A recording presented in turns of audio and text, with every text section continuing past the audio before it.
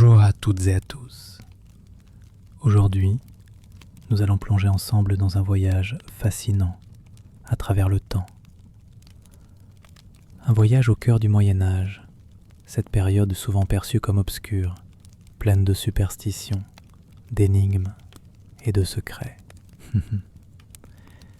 Mais grâce à la science moderne, à l'archéologie, à la génétique et aux nouvelles technologies, de nombreux mystères médiévaux ont enfin trouvé des réponses. Dans cette vidéo, nous allons lever le voile sur plusieurs de ces énigmes qui ont longtemps intrigué les historiens, les archéologues et les passionnés du passé. Comment certains châteaux ont-ils été construits? Qui étaient vraiment certaines figures mythiques? Qu'est-il arrivé à des civilisations disparues, à des chevaliers oubliés, à des rois mystérieux? Installez-vous confortablement, car nous allons explorer les mystères médiévaux enfin résolus à notre époque. In. Le mystère du suaire de Turin. Pendant des siècles, le suaire de Turin a fasciné le monde. Ce drap de lin, portant l'empreinte d'un homme crucifié, a été vénéré comme la relique du Christ. Les sceptiques y voyaient une supercherie médiévale. Alors, qui avait raison? Les analyses au carbone 14, réalisées à la fin du XXe siècle, ont d'abord conclu que le tissu datait du XIVe siècle, ce qui semblait confirmer la thèse d'un faux médiéval. Mais des recherches récentes ont affiné les méthodes: contamination par des réparations, poussière, particules d'origine biologique, autant d'éléments qui ont faussé les résultats initiaux. Les dernières études, combinant microscopie, datation et analyse chimique, laissent penser que certaines fibres du suaire pourraient être beaucoup plus anciennes que prévu. Aujourd'hui, la question de savoir si l'image du suaire est celle d'un homme réel du 1er siècle n'est pas totalement tranchée. Mais nous savons enfin que son empreinte n'est pas peinte. Il s'agit d'une oxydation superficielle du lin, probablement provoquée par un phénomène encore mal compris, mais naturel. Un mystère qui n'est pas totalement clos, mais dont les contours sont désormais bien mieux définis. 2. Le secret de la construction des cathédrales gothiques. Les cathédrales gothiques du Moyen-Âge ont longtemps été perçues comme des miracles d'ingénierie. Comment, avec les moyens du XIIe ou XIIIe siècle, des bâtisseurs ont-ils pu ériger des édifices aussi hauts, aussi lumineux, aussi complexes? Grâce à la modélisation 3D, aux analyses de matériaux et aux études de terrain, nous savons aujourd'hui que les bâtisseurs médiévaux possédaient une connaissance empirique très fine des forces et des pressions. Ils utilisaient des gabarits en bois, des cordes et des instruments simples pour créer des structures à la précision remarquable.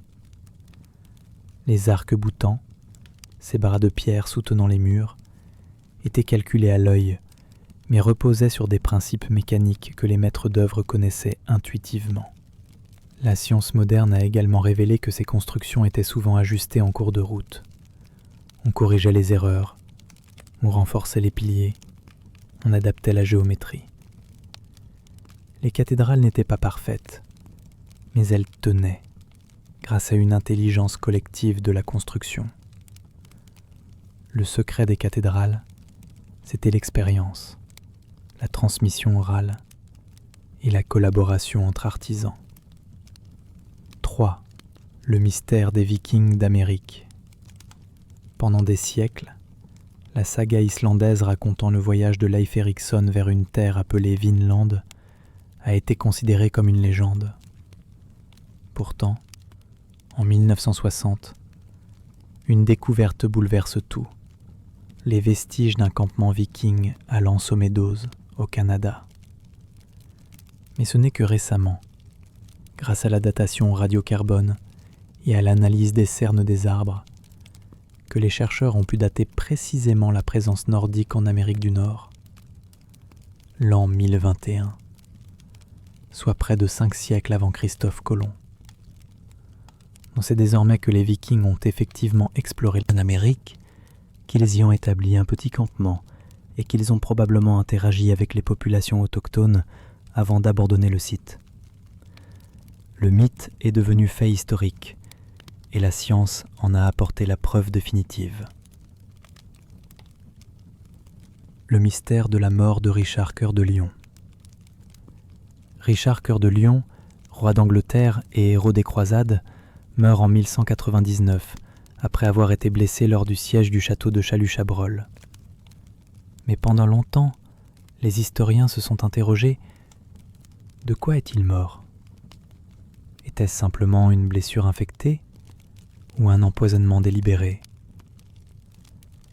L'analyse scientifique du tissu de son cœur momifié, conservé dans une châsse à Rouen, a apporté la réponse. Les examens menés par une équipe française ont révélé la présence de mercure, d'encens et de substances utilisées pour la conservation du corps, mais aucune trace de poison. Richard est donc mort d'une infection généralisée provoquée par sa blessure, et non d'un complot. Un mystère vieux de 8 siècles enfin résolu. Le secret des manuscrits médiévaux illuminés. Les enluminures médiévales fascinent par leurs couleurs éclatantes qui ont traversé les siècles. Mais de quoi étaient faites ces teintes si vives, et comment ont-elles si bien résisté au temps? Grâce aux analyses spectroscopiques et à la chimie moderne, les chercheurs ont découvert la palette secrète des moines copistes. Le bleu de lapis-lazuli importé d'Afghanistan, le rouge du cinabre, le vert du malachite, le noir de la suie et l'or véritable battu en feuilles. Certaines couleurs étaient obtenues par des procédés chimiques complexes que l'on croyait inconnus à l'époque. Aujourd'hui, on sait aussi que certains pigments changeaient de couleur avec la lumière et que les copistes jouaient volontairement avec ces effets. Ce n'était pas seulement de l'art religieux, mais une véritable science de la lumière. Le mystère de Jeanne d'Arc. La mort de Jeanne d'Arc à Rouen en 1431 a toujours suscité des interrogations. Était-elle vraiment morte sur le bûcher? Des rumeurs ont circulé pendant des siècles, affirmant qu'elle aurait survécu et vécu sous une autre identité.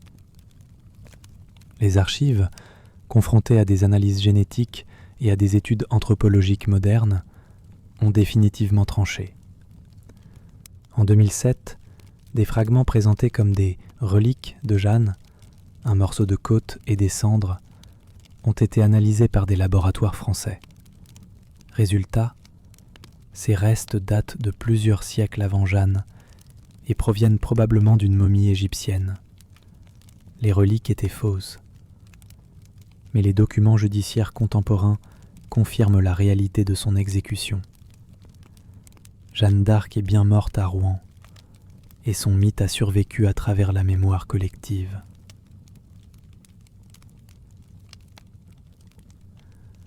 Le mystère de la peste noire. La peste noire du XIVe siècle a tué près d'un tiers de la population européenne. Longtemps, on a cru qu'elle était causée uniquement par les puces des rats. Mais la biologie moléculaire a réécrit l'histoire. Des analyses d'ADN sur des dents et des os de victimes ont permis d'identifier formellement la bactérie Yersinia pestis. Cependant, les chercheurs ont aussi découvert que le rat n'était pas toujours le principal vecteur. Dans certaines régions d'Europe, la transmission s'est faite d'homme à homme, par les puces humaines et les poux. D'autres études ont montré que la peste a évolué au fil du temps, devenant plus ou moins virulente selon les contextes climatiques. Le mystère n'était donc pas seulement biologique, mais aussi environnemental. Et la science moderne nous permet aujourd'hui de comprendre pourquoi certaines régions ont été plus touchées que d'autres. Le Moyen-Âge n'était pas seulement une époque de ténèbres, mais une période d'énigmes, d'ingéniosité et d'expériences humaines profondes. Grâce aux outils modernes, la science et l'histoire travaillent main dans la main pour révéler la vérité derrière les mythes. Des catacombes de Paris aux cathédrales, des légendes vikings aux archives du Vatican. les mystères médiévaux continuent de parler, mais cette fois avec des preuves et des certitudes. Chaque découverte nous rapproche un peu plus de ceux qui ont vécu il y a des siècles et nous rappelle que le passé, loin d'être figé, continue de respirer à travers les révélations du présent. Merci d'avoir suivi cette exploration.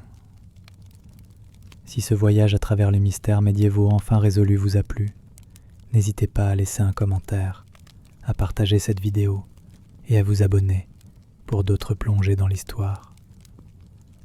À très bientôt pour un nouveau voyage dans le temps.